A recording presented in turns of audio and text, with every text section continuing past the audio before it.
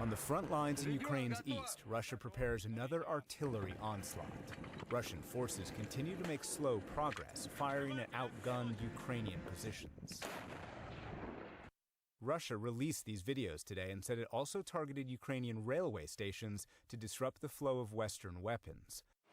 None more crucial than these American howitzers that the U.S. is rushing to Ukraine to counter Russian artillery. Today, Russian Defense Minister Sergei Shoigu threatened once again to target those weapons shipments. The U.S. and NATO allies continue to pump weapons into Ukraine. We view any transport of the North Atlantic Alliance arriving on the territory of the country with weapons or materials destined to the Ukrainian army as a legitimate target to be destroyed. But yesterday, many of Russia's so-called legitimate targets were clearly civilian. A bus stop in Donetsk near a chemical plant that killed at least 10. In the eastern city of Kyiv, an amusement park, which before the war would have been filled with children. And the most widespread attack on the western city of Lviv since the war began.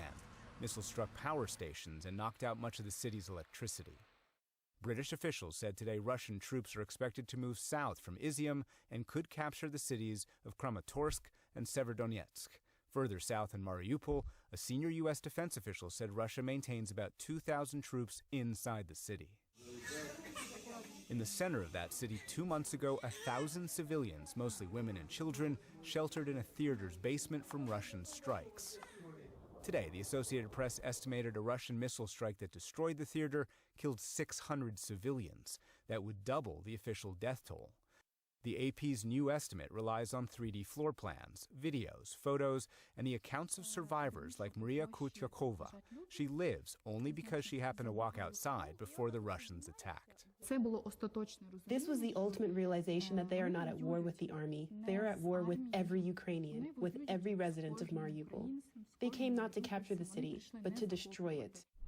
And destroy it they have. 2 months of Russia's ruthless campaign have left a ravaged skeleton of a city. Soldiers and civilians' final holdout, the Azovstal steel plant.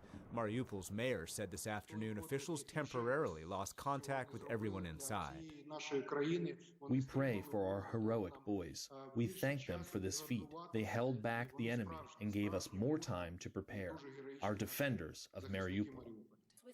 Far from the front, in France today, the European Union announced new penalties on Russian banks and a full ban on Russian oil. There may be temporary exemptions for Hungary and Slovakia, but European Commission President Ursula von der Leyen said the move was necessary. And let's be clear, it will not be easy, because some member states are strongly dependent on Russian oil, but we simply have to do it. But the bloc remains divided over an even larger punishment, a ban on Russian natural gas, mostly because of German resistance. But economic punishment has not prevented Russia from waging war. Today in Moscow, Russian jets flew in a Z formation, a symbol of the conflict. The country is preparing for Monday's national holiday, celebrating the anniversary of victory in World War II.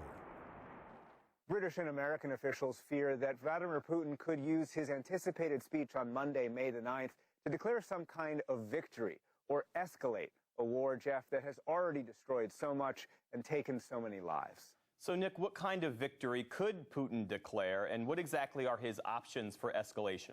Yeah, you heard Mariupol's mayor admit earlier today that he lost contact temporarily with the soldiers and civilians, the last holdouts in Mariupol's steel plant. And if Russia takes over that plant and therefore takes over Mariupol, Putin could declare that Russia has created a land bridge from Russia to Crimea by combining territory that separatists in Donetsk and Luhansk and the Donbass already controlled since 2014 with new territory that Russia currently occupies in southern and southeastern Ukraine.